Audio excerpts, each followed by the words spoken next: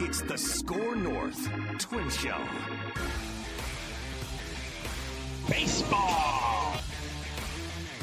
Judd, you want to start the show with your random baseball take of the day, or do you want to? I can give you a brief one, sure, but it's want- going to be brief. Like I don't want to tie up a ton of time on the Twins Show. Crazy at the games outset. yesterday. But I would like to say this. Now the baseball playoffs, first of all, are great. Like baseball playoffs are a very different feel, but I love the Padres and Dodgers hate. I love, like, this is turned into what the Giants and Dodgers used to have. Now the fights, and the new players that like Flaherty gets there, and he's been there for 5 minutes, and even he like hates the Padres, and he's Machado's chirping like, with Machado. I won't effing put up with this or something, and then calls a huddle in the dugout. Jurickson Profar robs Betts of the home run and then holds the ball purposely so Betts is circling the bases. They so have the home run graphic on the screen too. So the fans go nuts at Profar and then are throwing crap at him subsequently till they have to pull the players off the field to calm things down. So my baseball thought of the day is I love, aside from the fights in the parking lot where people get hurt at Dodger Stadium, I love the hate between the Padres and Dodgers. They should make those fights more official. You know, you're not going to stop the fights, so we should just put like 2 or 3 rings and octagons up. And if 2 people start to have a problem, all right, we'll bring a ref in here. We'll make this official, and whichever one of you wins, the other one has to pay for the other one's drinks that led them to this. I wonder if we're going to get some type of change on the beer sale policy at Dodger Stadium, at least in the outfield. What would, I mean, are you going to give everyone a breathalyzer as they walk up? No, right field at the old Yankee Stadium, they quit selling beer. You couldn't buy one. I mean, I'm just saying. These greedy owners gonna give away that revenue. Well, the other thing that amazed me, so fans are throwing crap, right? Like Profar's clearly pissed off. Fans are throwing stuff. They pull all of the guys off the field, and then big voice guy comes on and says, "You will be ejected if you now quit this. No, you will have to forfeit the game." That's the announcement. Yeah. Either you stop doing this or your team will forfeit. That's the announcement. This is a championship game. Now quit this. The championship game. And Dave Roberts did nothing. Like what Kelly did with Chuck back in the day, Knobloch, I thought was, go out there and like, don't do this. Like you can forfeit a game because of that crap. I mean, I know it was messy and whatever, but it also just baseball. I'm not saying baseball needs all of that. I do love the rivalry, though. Baseball needs fire and intensity and a little bit of scuffling and some hate, just something. But I would not be surprised if we get a bench clearing incident in that series at some point here. There's a lot of bad blood between those two teams. Yeah. It's been wild. Baseball. And then, every game the Mets are in is just like a back and forth classic. Nick Castellanos got the final. That is a weird blow dude, for the by Phillies. The way. He is very odd. And every time he has a big hit or a home run, you're like, there's crazy a world event. Event happened. So, on the Twins, who are not playing in these intense, highly emotional October baseball games, couple questions to throw at you guys, and this will just be kind of the beginning of at least a couple weeks. Probably, I mean, Twin Show is going to be weekly minimum through the offseason, and then oftentimes multiple days a week, because there's a lot to talk about in terms of what they could or should do.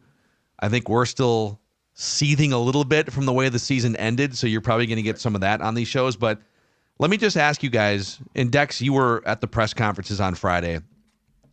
Thad out, so general manager out, multiple coaches out, Rocco stays, Derek Falvey stays. Maybe there's some things they could maybe reshuffle or position here, but question number one is, did the Twins do enough by saying goodbye to their general manager beneath Derek Falvey and half the coaching staff to appease the angry fans that are not happy about the way this thing ended?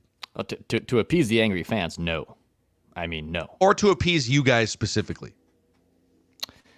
I am curious. I think it was more justified to blow out the hitting coaches than blow out pitching coaches. I don't think what Pete Mackey and the other assistants are doing there was wrong. I think the Twins pitching side actually probably even though they were thin and they had to use these rookie starters, probably did their part. The hitting on the bookends of this season was terrible. I mean, the first 3 weeks they were bad. The last 6 weeks they were bad. And they reference having, Derek kind of mentioned they want to find a hitting coach, and Rocco talked about this too, who gives this team either two things. Number one, a different approach with runners in scoring position. Like the Twins were just terrible situationally with runners in scoring position and clutch situations yesterday. I saw a mind-blowing stat. So Shohei Ohtani had, going into Saturday's game, in his last 17 at-bats, had a hit with runners in scoring position. There was like 5 Twins players, Kyle Farmer, Austin Martin, Alex Kirilloff, that didn't even have more than 14 hits all season with runners in scoring position, which is crazy to me. But they also are looking for someone in a hitting coach that can translate the information to everyone and make it accessible and make it more like they can just understand the game plan and hitting plan a lot better. But to answer the question of like the angry fans, no. Do I think this hitting philosophy can change and the Twins offense becomes better? Yeah, I think if they get the right person in here, it could be a lot better. So we talked about this when Dex and I did a Twins show on Friday, though, Phil. So here's what bugs me about this whole thing, okay? So Dex's point is valid, but if you guys recall, at the end of the season, Rocco was taking shots at the players because we give them a good game plan. Some guys don't execute what we tell them. There was clearly a frustration that the message wasn't getting through, which would justify this, aside from the fact that Rocco was defending the plan. So clearly, like if he didn't believe in the plan, I don't think he mentions it. Yeah. I think he comes up, but he at that time was saying, my guys and me, I'm sure, are giving them a plan and it's not being executed correctly by far too many guys. Now we're saying, okay, the problem was the plan and the players need a different plan. So I just think there remains a lot of confusion here. And no, I think fans are bordering, especially with now, the Wolves are good. The Vikings are good. The Wild is starting. The Lynx, could go to the championship. I think we're getting more towards the out of sight, out of mind apathy standpoint, which is really bad, which is a really bad place. I would rather have people mad at me than not care about me. But that being said, I get what Declan is saying, but it bugged me that Rocco was clearly defending the approach, and then all of those that did the approach were fired, and Rocco it's like, oh, okay, we'll try again. It doesn't make a lot of sense what they've done. I don't think they're really addressing the main problems. Yeah, I think this all feels like window dressing. It's felt like Thad Levine's been out for 2 or 3 years, and even hell, the Star Tribune article that I was looking at, and Thad had. Was it just the Star Tribune that talked to Thad? They just track him down by phone, or did he hold like a conference call? Pioneer Press. They had a Zoom call. It was during the recording of when Judd and I were doing a Twin show. They held a separate one, a Zoom one for Thad. For him to say goodbye and do a couple. I mean, I've always liked that guy. I feel like he's smart beyond baseball. He's the best with the media of anyone in that organization in terms of just like being thoughtful and clever and likable. And it's always been weird that he has just been phased out from being a public figure for that organization the last 2 or 3 years. And he kind of confirmed it in the quotes, and I'm paraphrasing here, but he kind of said, if I was still doing the volume of work and the 50-50 split that it was when I started with Derek Falvey, who was in his like mid-30s when he got hired, if I was still 50-50 and doing a lot of that work, I think there'd be a problem here because it meant that I didn't do my job hiring people and putting together a culture. But when you look back on it, Thad has been one of the more well-respected, high-up front office people in baseball for like 15 or 20 years, going back to the Texas days, the first few years with the Twins. And unless this is just completely his decision and he's just kind of bored with baseball, and I've heard that he has interests outside of baseball and he could definitely go into other business sectors. But when you look back on it, don't you want one of your smart key figures maintaining important work? Because they're all kind of saying, we just like hired people and delegated a bunch of his duties, and now there's nothing for him to do. Right. Well, if that's his choice, okay. But if we like outsmarted ourselves by putting a bunch of minions in place, basically, Well, and we de-emphasized one of the more thoughtful, smart people in the organization. I don't know. It just feels kind of weird to me. and here's what concerns me about this whole thing. So like we knew, so when it started, and yeah, Thad is in my opinion, baseball wise and people wise, probably or was one of the smartest people in the building. Like there was just no question. Like there's some guys that you meet and you're like, okay, you might be smart, but you're sort of a fraud. And then there's guys who you're like, okay, dude, you clearly have it. Thad had it. What concerns me about this whole thing though is now it's like, well, these jobs all got passed around. We don't know who does what now. We have no clue. Like Thad, if you told me Thad handled X, Y, and Z for 3 years, I'd be like, I bet you did pretty well there. I bet things went. We have no idea. Like to use your term, Phil, who are these minions now? Like who has assumed duties of a really smart guy, and are they doing a good job? And in Thad's defense, he might have got out because he had basically run his course there, and there was nothing left for him to do. But here would be my questions to the poll lads. Was that the wise move? Was like taking his duties? Was that his call? And the thing I would love to get from Thad is, are you getting out because you feel like you did your job here and it's time to leave? Or is the building on fire and you're just the smartest one to walk out the door? That's a really good question that we probably won't have an answer to. But to the first part of that, so option A is, did you feel like your job was done here? I don't know how the answer could be yes. So 7 or 8 years, and it wasn't like you didn't take the job and Falvey too, because we do this experiment with, when it's time to do an audit of a franchise, like Karl Anthony Towns, we had these discussions on Flagrant Howls. If I would have told you 8 years ago, hey, he's going to wind up being more known for leading the league in offensive fouls over the course of 4 years from being anywhere close to an MVP award winner, how would you feel about that 8 years going back, right? You'd say, that's kind of disappointing. That's not exactly good player, but not the outcome I wanted. If I would have told you guys, hey, Derek and Thad, especially after the big resurgence, when they brought that, like 2017, they went from 100 losses to like playoffs, right? Wild card game. And then the Bomba squad in 2019, if I would have said, hey, after 8 years, they're going to have one playoff series win and only one 90-win season. Is that the complete job that would send you off into another sector of business or another baseball? Like I feel satisfied with that. Right. I mean, that's why it feels weird. It's like, wait, the job's not done. So is he being kind of forced out, or to your point, is he looking around saying, I don't know if I love this anymore. I don't know if I like the way that this is. And there's only a small handful of people that really know the answer, and I'm not sure if anyone would ever give you, the actual reason. But in some ways, him going does confirm a little bit what we think, which is like, if you were to just flat out say right now, okay, somebody from the Twins, like things are as bad or worse than you guys think, and somebody from the Twins is going to be smart enough to say, yeah, I'll see you later, it would be Thad Levin. Agreed. Like he's the person from a baseball standpoint, make no mistake, he is the person that I felt I trusted the most. Like, I don't think I ever had a real problem. Now, philosophically, there were things, and yeah, we're fans, debating things. But I'm saying, when you met him or talked to him on the air or whatever, you had the feeling this guy might screw up, but he knows what he is doing.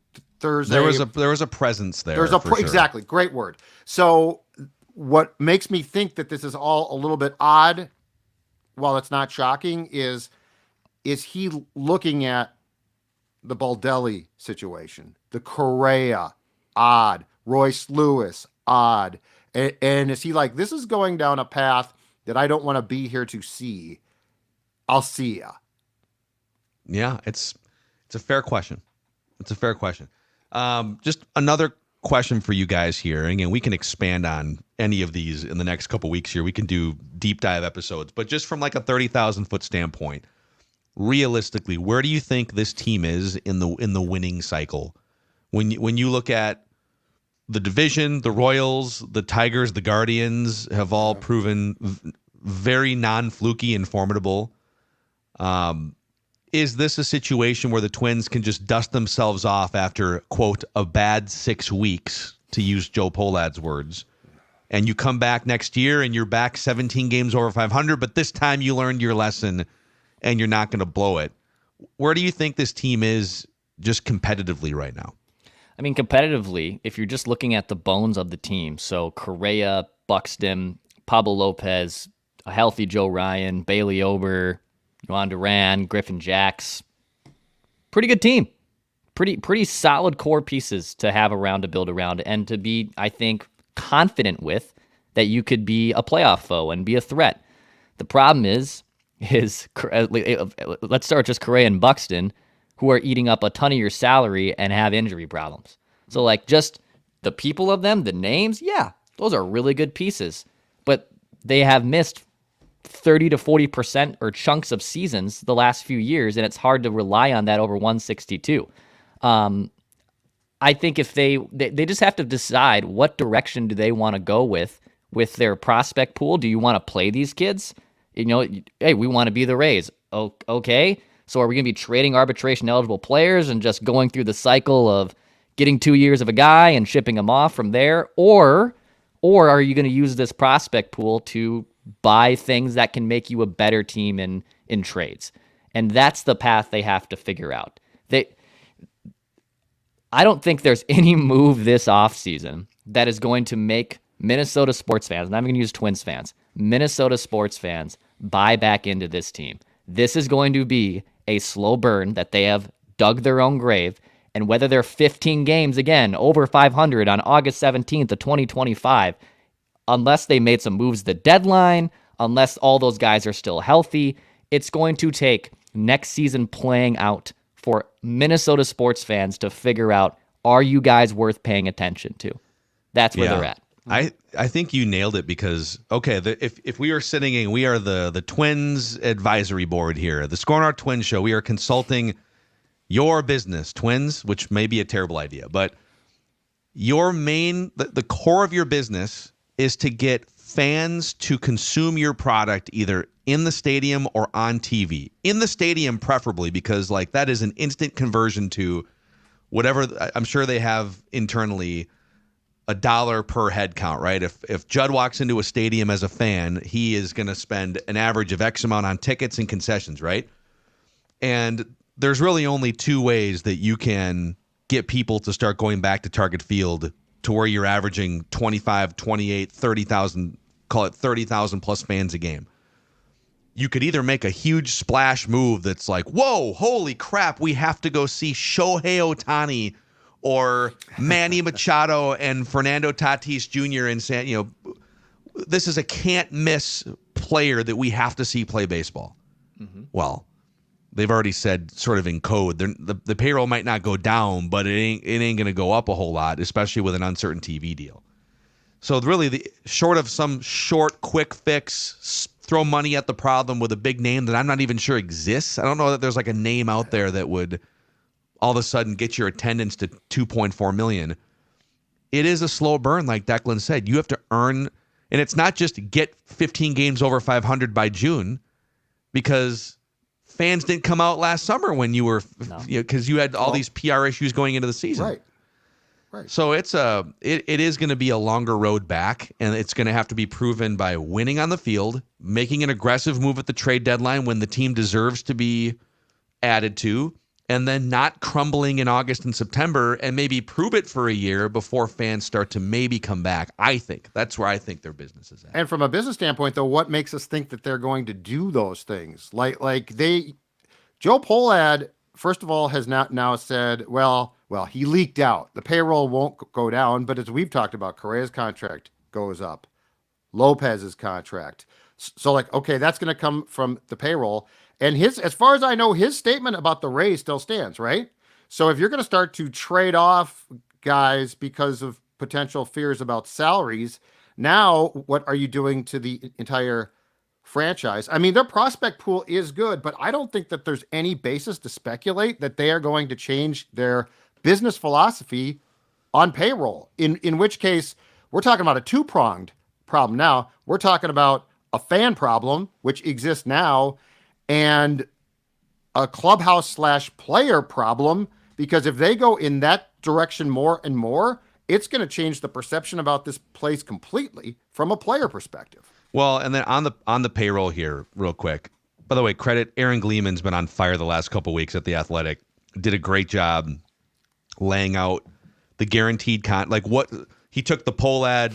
I keep saying the poll ad payroll quote. He leaked it, and it was like Twins sources. Yeah. So whoever the Twins sources are that are telling you we're not going to go below $130 million. Well, if you start to unpack that, so they have $93 million in guaranteed contracts for next year. Correa 36, Pablo for 21.5, Byron Buxton 15, and a few others. So $93 million in guaranteed contracts. So we're already getting pretty close to 130 right there, right? With only a handful of players. And then the arbitration players, and there's like 10 or 12 of them, if they were to, and this is kind of estimation because there's an arbitration process that plays out, but MLB Trade Rumors does really accurate estimations for what the arbitration salaries are going to be. And if they were to bring all the arbitration guys back, which they won't, that's $35 million. So 35 plus 93. Well, now we're at $130 million right there. Mm-hmm. Now the guaranteed guys, unless someone's going to take $10 million in Christian Vasquez off your hands, you'd have to kick in an extra prospect for that, right? Like Chris Paddock too. Paddock 7.5, Dobnak 3. You have $20.5 million, or 16% of your projected payroll tied up in Vasquez, a backup catcher, a constantly injured number 5 starter, and Randy Dobnak, who is like the 4th starter on the St. Paul Saints right now. Right. So all of that being said, I think they can, like Declan kind of nailed it with the bones of this team. I don't hate the bones of the rotation. Pablo Lopez, Joe Ryan, Bailey Ober are 3 really good starting pitchers. And then you figure out the last couple spots with Simeon Woods Richardson, David Festa, Zebby Matthews. I don't hate that rotation. Bullpen, you got a couple dudes at the back end.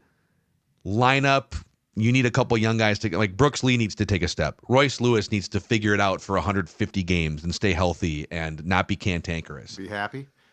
They're not a train wreck by any means, and they have the bones of something that's really interesting, but they don't have the flexibility to add payroll if 130 is the number. And the problem now, too, is if they elect to go this route, they are now being tied into Buxton hurts you a lot.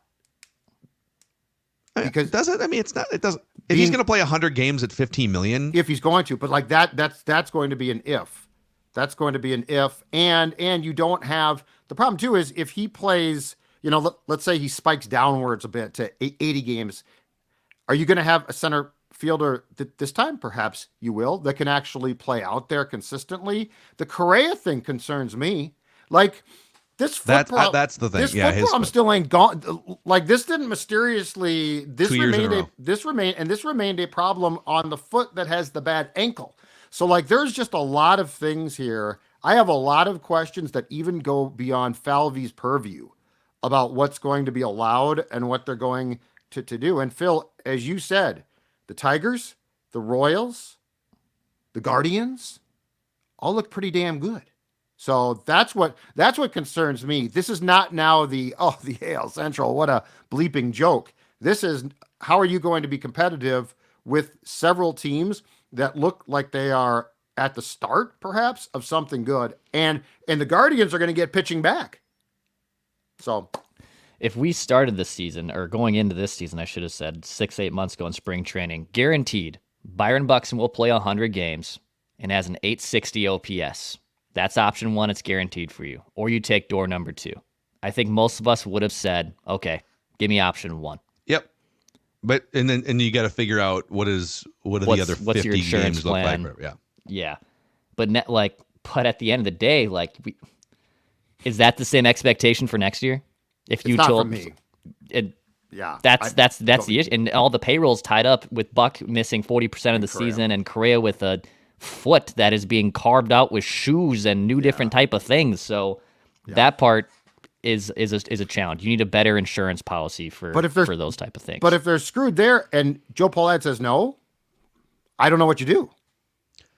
Oh, he's not. I don't think he's going to say yes to a bunch more payroll. But that's my point. Is so now because you did business a certain way in 2021, you're tied to that decision. But now the rules have changed for you as far as the payroll goes, and that becomes my question: is the bones of the team might be good, but if you're that stuck, yeah, can you make the bones of the team actually carry you? And I don't know that the answer is yes. And also, okay, if these are the parameters, the Twins were 19th in payroll this last year. A bunch of teams took a step back. Yeah. So they were 19th in payroll, just ahead of the Royals. They had like $8 million more than the Royals. The White Sox actually spent $133 million on that dumpster fire. But there were 5 playoff teams that spent less on payroll than the Twins. So let's deal in reality. Okay, if this is, I don't expect the Twins to have a perennial top 10 payroll necessarily. I do think spending extra money to get in the good graces of fans could be a better business decision than talking publicly every offseason about right-sizing your business.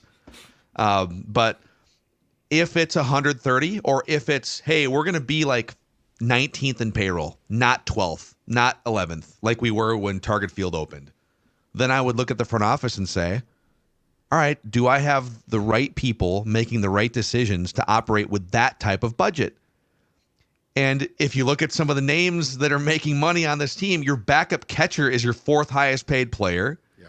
Your number 5 starter who can never stay healthy is your 5th highest paid player. And Randy Dobnak at $3 million to rot away in the minor leagues makes more money next year than Royce Lewis, Griffin Jacks, and Trevor Larnach, who are all mainstays on your roster right now. Like, you can't have $20.5 million tied up in guys like that.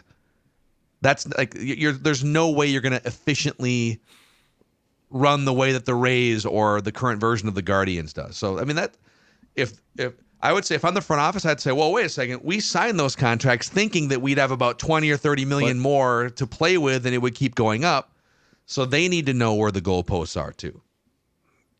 That's true, but like, I love that question, but the problem is Pohlad provided the response on the last day of the season when he's like, oh, Derek's perfectly safe. He's my guy. So like, he's got an 8-year track record. Yeah. So the answer is yes. They trust him completely. And you just pointed out what some of the problems are. And look, it's not all his fault because, again, he was doing business under the rules that he had been given at the time.